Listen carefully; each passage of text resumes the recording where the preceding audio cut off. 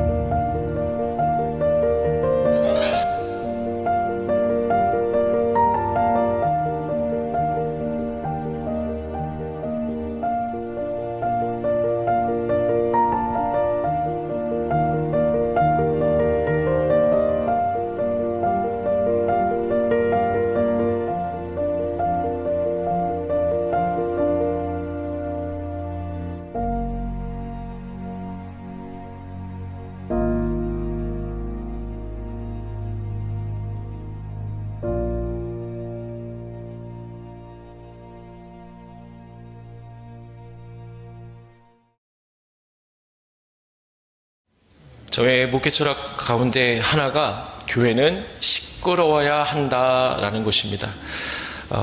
여기에는 두 가지 의미가 있는데요. 먼저는 교회는 저를 비롯하여서 온전하지 못한 사람들이 모이는 곳입니다. 그러니 서로 불완전한 인격이 만나기 때문에 당연히 어디에서든 시끄러울 수밖에 없죠. 이는 매일 문제가 발생해야 하는 곳이 교회가 되어야 한다라는 뜻은 아닙니다. 여기서 시끄럽다라는 것은 비록 서로가 맞지 않을지라도 조금씩 맞춰가는 곳이 교회이고, 이렇게 맞춰가면서 나는 소리가 시끄러울 수 있다라는 뜻입니다. 또 한 가지 교회가 시끄러워야 한다는 것은 우리 아이들이 마음껏 뛰놀 수 있는 곳이 교회가 되어야 한다라는 의미입니다. 사람들이 살아가면서 가장 힘든 것 중에 하나가 인내이죠. 혹시 여기서 나는 참는 것을 참 잘해, 인내는 내 기본이야 라고 말할 수 있는 분이 계십니까? 절대 없을 겁니다. 수많은 일들을 경험해온 사람들, 이들을 일명 어른이라고 하죠. 이러한 어른인 우리도 참는 것이 그렇게 힘든데, 인내하는 것이 그렇게 힘든데 어찌 어린 아이들이 내가 하고 싶은 것을 참고 어른처럼 살 수 있을까요? 절대로 그럴 수 없습니다. 솔직히 말해서 예배 시간에 떠들면 어떻습니까? 우리도 1시간 참기 쉽지 않죠. 근데 어떻게 어린 아이들이 그 한 시간을 참을 수 있을까요? 정말 힘이 듭니다. 그래서 저는 교회는 어린 아이들이 마음껏 뛰놀 수 있는 곳이 되었으면 좋겠습니다. 요즘 저출산으로 많이 어려움에 봉착했죠. 미국의 유명한 학자는 우리나라가 0.7%대다라고 한 것을 듣고 깜짝 놀랐습니다. 왜 그러냐면 그 출산율은 전쟁이 일어났을 때, 전쟁이 발생할 때 일어나는 출산율 수치라고 얘기하고 있기 때문이죠. 그만큼 우리나라가 위기 가운데 있습니다. 그런데 이러한 가운데 우리 교회에 아이들이 있고 밖에서 노는 것이 아니라 교회에서 마음껏 뛰노니 얼마나 감사한 일입니까? 그러니 교회는 시끄러운 곳이 되어야 합니다. 그러므로 여러분 아이들을 위해 날마다 관심 가져주시고 기도해 주시고 때론 주머니도 여시는 성도들 되시기를 바랍니다. 옆에 분들과 인사할까요? 주머니를 엽시다. 인사합시다. 주머니를 엽시다. 아이들을 위한 주머니 여시라는 거예요. 아이들을 위해서. 네. 이와 관련된 또 재미있는 이야기가 있습니다. 어느 날 교회 마당에서 한 아이가 열심히 뛰놀고 있었습니다. 어른들은 야, 좀 조용히 좀 해라. 예배 시작하니까. 야, 그리고 너 또 옷 더럽혀진다. 경건하지 못하다. 야단쳤습니다. 그런데 이 아이는 무심코 이렇게 대답했습니다. 근데 하나님은 내가 기뻐하는 걸 좋아하시잖아요. 여러분, 우리는 신앙생활이라는 것을 너무 어렵게 생각하는 것 같습니다. 오랫동안 신앙생활한 성도들이 빠지게 되는 딜레마가 있는데요. 그것은 곧 신앙은 참 어렵다라고 생각을 해요.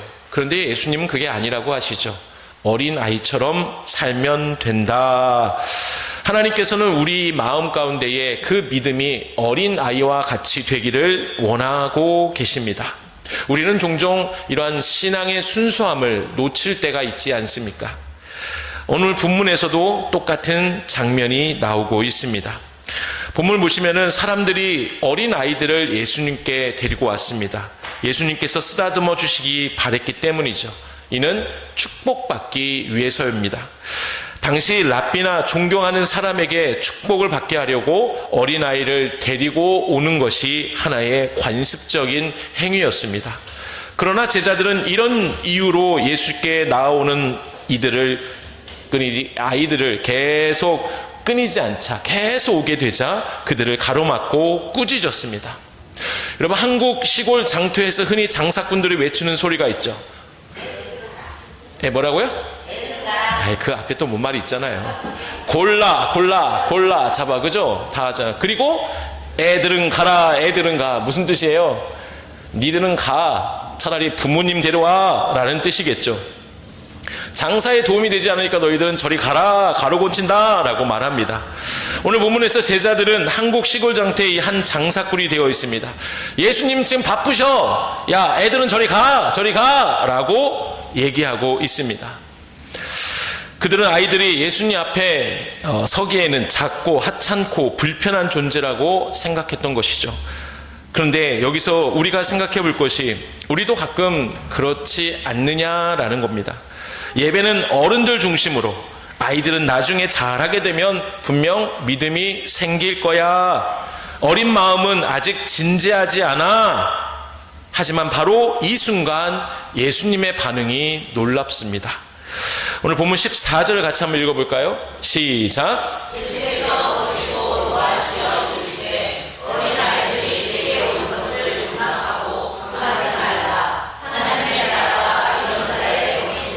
아멘. 여러분, 이 읽은 본문의 배경을 좀 상상해 볼까요? 예수님은 당시 가장 핫한 유명인이었습니다. 그들이 그토록 기다리고 있던 메시아였습니다. 많은 기적과 이적을 베푸셨기에 내 병을 고침받고자, 또 내 문제를 해결받고자 수많은 사람들이 몰려드는 아주 인산인해의 상황입니다. 이 많은 사람들에게 말씀하시는 예수님, 그리고 한 명 한 명 만나시며 문제를 해결해 주시는 그 예수님을 옆에서 지켜보고 있던 제자들의 마음은 분명 편치 않았을 겁니다. 제가 전에 도원교회에서 매년 봄과 가을에 대신방이 있었습니다. 담임 목사님을 모시고 담당 교구 구역원들의 가정을 찾아 2주 동안 매일을 신방을 하는 기간입니다. 이때는 당연히 기도가 필요하지만 이를 견딜 수 있는 체력도 분명히 필요했습니다. 저는 나이도 젊고 말씀을 전하지 않으니 그냥 목사님만 모시고 다니면 됐습니다. 힘든 것이 없었어요. 그러나 담임 목사님은 연세도 참 많으셨고 가정마다 계속 말씀을 최소 30분 이상 말씀을 계속 전하셔야 했기에 평상시보다 더 많은 에너지가 필요하셨습니다. 그래서 신방을 마치고 돌아올 때 차에서 제가 이렇게 말씀을 드린 적이 있습니다. 목사님, 많이 힘드실 텐데 간단히 말씀을 전하시고 빨리빨리 이동하시면 어떠실까요? 라고 여쭤봤습니다. 그자 목사님은 성도들이 2년 만에 목사를 만나 말씀을 듣는데 어떻게 간단히만 전할 수 있습니까? 그리고 저는 신방할 때 가장 힘이 납니다 라고 하셨습니다. 이 말씀을 듣고 참 목회에 대한 많은 것을 배울 수 있었습니다. 제가 이런 이야기를 꺼낸 이유는 저는 현재 본문의 말씀에서 많은 사람들을 저지하는 제자들의 마음은 조금 이해할 수 있기 때문이죠. 물론 성도들이 담임 목사님을 모시고 예배하는 것이 당시에 대신방이 2년에 한 번씩 돌아왔기 때문에 그래서 목사님께서 더 열정적으로 말씀을 전하시는 것은 이해되지만 옆에서 지켜보는 저로서는 목사님의 건강에 염려되었습니다. 그래서 목사님께 그렇게 말씀을 드린 것이죠. 제자들도 마찬가지로 예수님을 걱정하는 마음으로 분명 사람들이 몰려오는 것을 저지했을 것입니다. 특별히 이러한 상황 가운데 분위기 파악하지 못하고 당시 유대 사회의 일원으로도 취급받지 못했던 그 어린 아이들을 데려오는 부모들은 절대로 이해하지 못했고 그래서 그들을 더욱 저지했을 겁니다. 그런데요, 본문 14절을 읽었듯이 이렇게 어린 아이를 저지하는 제자들의 모습을 보며 예수님은 아주 강한 감정을 드러내셨습니다. 예수께서 보시고 노하시어. 여러분, 성경에서 예수님이 노하셨다라고 기록된 순간은 많지 않습니다. 그래서 이 표현은 공간복음, 즉 마태, 마가, 누가복음 중에 오직 여기 마가복음에서만 기록하고 있을 정도입니다. 그러면 왜 예수님은 아이들을 막는 장면에서 이렇게 노하셨을까요? 제자들을 저지하고 있는 그 모습을 보며 왜 노하셨을까? 그것은 예수님께서 보시기에 아이들을 막는 것은 바로 하나님 나라의 문을 가로막는 행위였기 때문입니다. 그래서 예수님은 선포하십니다. 어린아이들이 내게 오는 것을 용납하고 금하지 말라. 하나님의 나라가 이런 자의 것이니라. 예수님의 이 말씀은 당시 하나님 나라는 율법을 완벽하게 지키는 자가 갈 수 있다라고 생각했던 그 유대인들의 모습과 완전히 다른, 그들의 생각과 완전히 다른 예수님의 말씀이셨습니다. 그러니 이 이야기를 들은 제자들은 큰 충격을 받았습니다. 자, 그런데 문제는 예수님께서 이어서 더 충격적인 말씀을 하시는데요. 15절 말씀을 읽어볼까요? 본문 15절 시작. 내가 진실로 너희에게 이르노니 누구든지 하나님의 나라를 어린아이와 같이 받들지 않는 자는 결단코 이곳에 들어가지 못하리라 하시고. 아멘. 여러분, 여기서 예수님은 누구든지 하나님 나라를 어린 아이처럼 받지 않으면 결단코 갈 수 없다라고 말씀하십니다. 이 말씀은 단순히 우리 아이들이 참 소중하다라는 말이 아니에요. 오히려 거꾸로 어른들이 어린이처럼 되지 않는다면 들어갈 수 없다, 받지 않는다면 못 들어간다라고 하시는 선언의 말씀입니다. 이를 증거하는 것이 본문 앞에서 읽었던 14절에서 이런 자의 것이다 라는 것을 잘 살펴보면 됩니다. 원어로 설명하면 이런 자의 것, 이것은 무슨 뜻이냐? 어린아이가 소유하고 있는 특성을 가진 자라는 뜻입니다. 다시요. 이런 자의 것은 원어로 설명하면 어린아이가 소유하고 있는 특성을 가진 자라는 의미입니다. 어린아이와 같으면 그 누구나 하나님의 나라를 소유할 수 있다라는 말씀이시죠. 그러면 어린아이의 특징은 뭐냐는 거예요. 어린아이가 가진 특징, 우리가 너무나 많이 알고 있습니다. 그 많은 것 중에 저는 한 가지만 오늘 기억했으면 좋겠어요. 여러분, 오늘 말씀의 제목이 무엇입니까? 순수한 믿음. 그러면 어린아이들이 가진 특징이 무엇일까요? 순수함이에요. 순수함. 절대로 부모의 말을 계산하거나 따지지 않습니다. 전적으로 신뢰합니다. 예수님은 바로 이 점을 강조하시면서 하신 말씀이 본문 15절의 말씀이에요. 특별히 15절에서 받들다 이 말을 한번 주목해 볼까요? 받들다라는 말은 우리가 한국어로 설명을 하면 공경하다, 물건을 따위를 받쳐 들다라고 이해할 수 있습니다. 그러나 원어적으로 보면은 뭐라고 합니까? 시작. 받아들이다, 취하다라는 의미를 가져요. 그래서 새 번역본은 무엇을 얘기합니까? 시작. 마음에 받아들이다라는 의미로 기록하고 있습니다. 좀 더 자세히 이 단어를 한번 볼까요? 여러분, 받아들이다, 취하다라는 행동은 두 가지 의미로 바라볼 수가 있습니다. 잘 들어보세요. 여러분, 어떤 것을 스스로 취할 때는 능동적인 의미를 갖고 있어요. 그쵸? 어떤 것을 내가 누군가 말했고 그것을 내가 받아들인다 할 때, 스스로 받아들인다라고 할 때는 내가 그냥 기분 좋게 능동적으로 받아들인다라는 의미가 있습니다. 예를 들어서 내가 목이 말라요. 그래서 목이 말라 컵을 들고 물을 마신다. 이거는 능동적인 그의 행동이라 할 수가 있겠죠. 자, 반면에 남이 주는 것을 취할 때는 수동적인 의미가 있습니다. 이해가 되십니까? 누군가 뭘 줘요. 그러면 내가 억지로 뭘 하든 아무튼 어떻게든 내가 그것을 받아들였어요. 그러면 그 안에는 수동적인 의미가 있는 거예요. 또 예를 들어 보면, 여러분, 콩 좋아하시는 분 많이 계시죠? 우리 아이들 중에 콩 좋아하는 아이들 있나요? 아이 중에 나는 콩이 좋아, 콩 먹어. 그래서 콩을 막 밥에다 콩 주면 콩만 먹는 아이들이 있습니까? 없어요. 아이들, 근데 부모들은 콩을 먹여요. 왜요? 콩엔 좋은 성분이 있기 때문이죠. 아이들이 건강하게 자라기 위해서는 콩을 먹어야 하는 것을 부모들은 알기 때문이에요. 근데 저는 콩 먹으라고 강조한 적이 별로 없는 것 같아요. 왜요? 그렇죠. 저도 별로 콩 좋아하진 않아요. 그런데 있으면 먹어요. 있으면 먹는데, 아무튼 부모가 콩 먹으라 해서 아이들은 억지로 먹을 때 그것이 능동적인 것이 아니라 수동적인 의미가 담겨 있습니다. 근데요, 본문 15절에서 사용된 원어는 1차적으로 잘 보시면 그걸 받아들인다라는 의미를 보면 상대방이 주는 것을 받지만 그때 받는 자세가 내가 스스로 받아들이는, 취하는 능동적인 의미를 담고 있다라는 겁니다. 분명히 누군가 억지로 그것을 했는데, 그래서 내가 수동적으로 그것을 하는 것 같지만 받아들일 때는 내가 능동적인 그런 마음으로, 자세로 취했다라는 단어가 여기서 말하는 받아들이다라는 헬라어 원어입니다.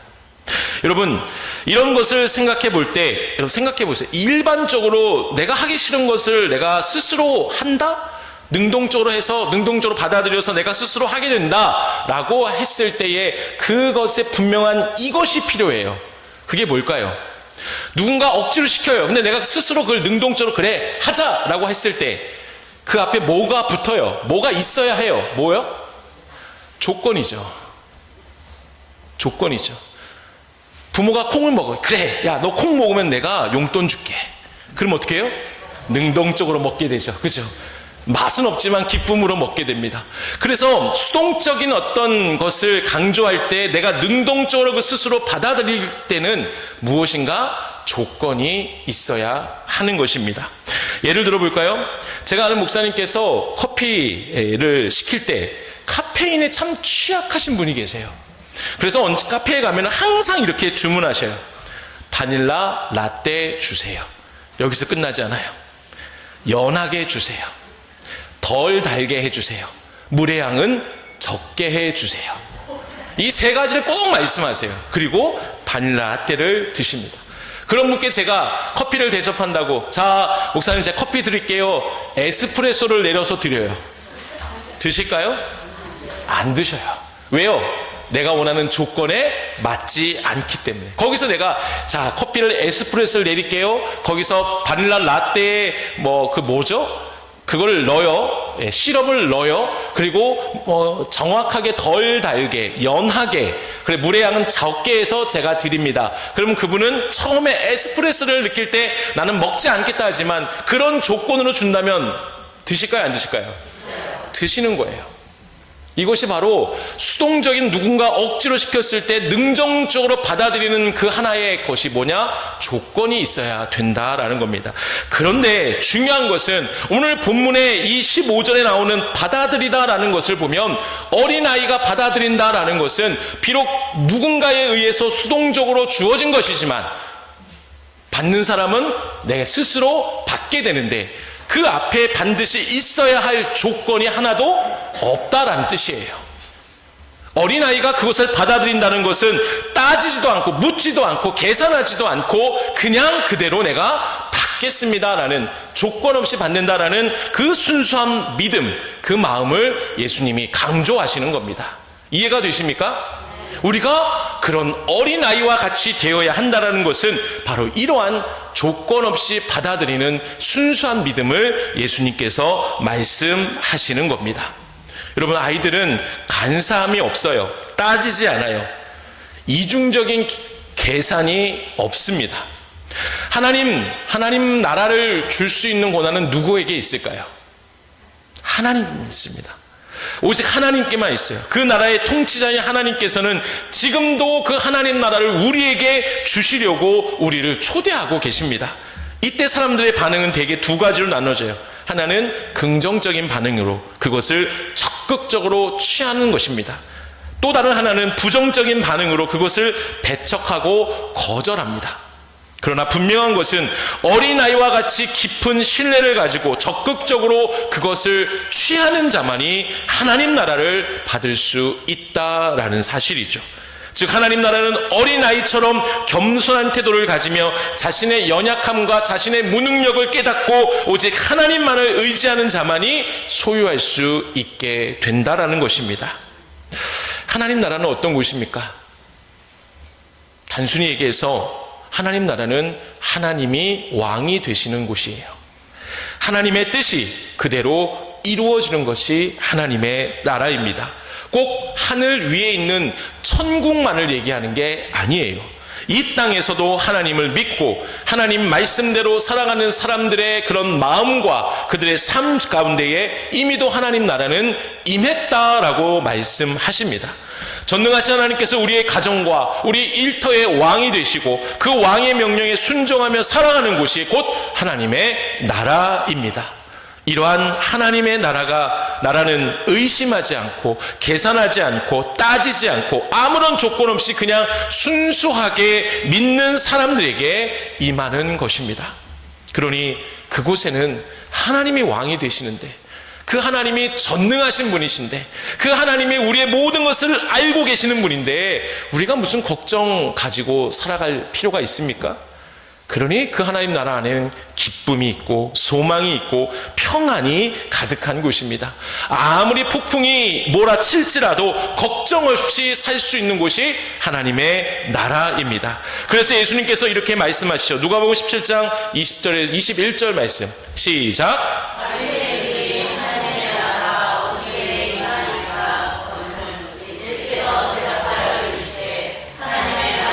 볼 수 있는 게 임하는 것이 아니요 또 여기 있다 저기 있다고도 못하리니 하나님의 나라는 너희 안에 있느니라. 아멘. 저는 봄을 너무나 좋아합니다. 계속해서 제가 봄 얘기하는데요, 저는 우리나라에 봄과 가을만 있었으면 좋겠어요. 얼마나 따뜻합니까? 온 세상이 푸르러서 참 좋습니다. 또한 봄은 그동안 기승을 부리던 한파를 견디고 새싹이 자라나는 새로운 삶의 시작을 알리기에 희망이 있기에 또 좋습니다. 여러분, 로마 황제의 꼭두각시였던 헤롯, 이 헤롯은 자신을 비판하는 세례 요한을 가두었습니다. 그때 예수님은 이렇게 말씀하셔요. 때가 찼다. 하나님의 나라가 가까이 왔다. 헤롯의 나라가 아니라 하나님 나라가 가까이 왔다라는 뜻입니다. 여기서 가까이 왔다라는 것을 번역하면 손 안에 있다라는 뜻입니다. 무슨 말일까요? 하나님 나라는 저기 바깥이 아니라 여기 우리 안에 시작되었다라는 뜻입니다. 예수님과 함께 하나님 나라가 이미 우리 안에서 움직이고 있다라는 뜻입니다. 이는 마치 추운 겨울을 견디고 새싹이 움트는 것과 같아요. 그러므로 이러한 새롭게 움트는 삶을 살기 위해서는 반드시 하나님 나라를 어린아이와 같이 계산하지 말고 의심하지 말고 따지지 말고 순수하게 받아들이시기를 바랍니다. 취하시기 바랍니다. 그래야 우리 삶 속에 우리 가정과 우리 일터에 기쁨이 넘치고 평안이 넘치고 감사가 넘치는 삶이 될 줄로 믿으시길 바랍니다. 말씀을 정리하겠습니다. 우리 본문 16절 한번 읽어볼까요? 시작.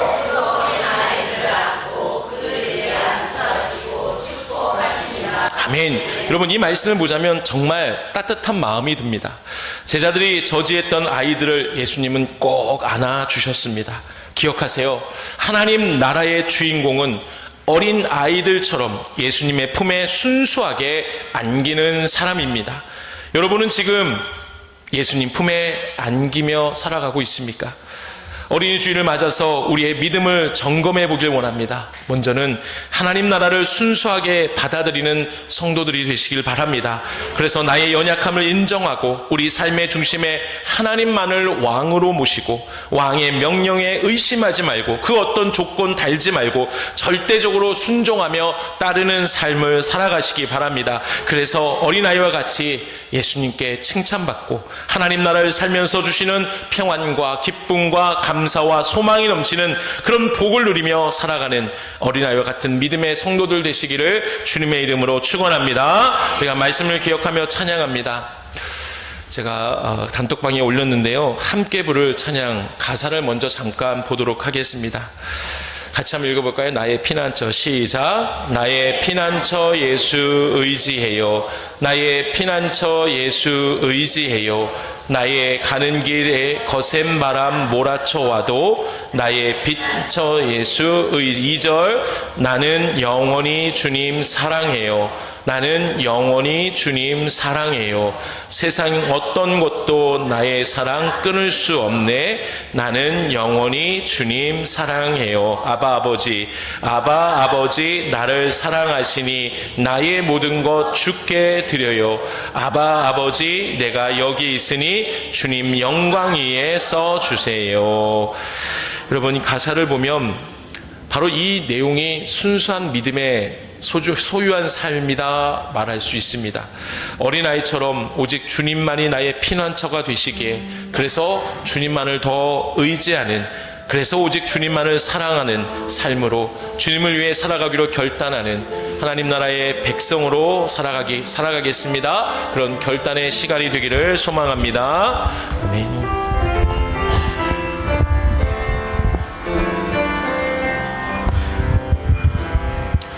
나의 피난처 예수 의지해요. 나의 피난처 예수 의지해요. 나의 가는 길에 거센 바람 몰아쳐와도 나의 피난처 예수 의지해요. 나는 영원히 주님 사랑해요. 나는 영원히 주님 사랑해요. 나는 영원히 주님 사랑해요. 세상 어떤 것도 나의 사랑 끊을 수 없네.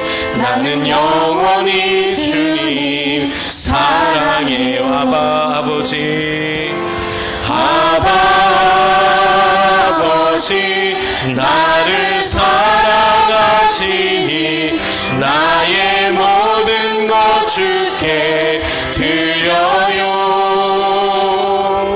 아바 아버지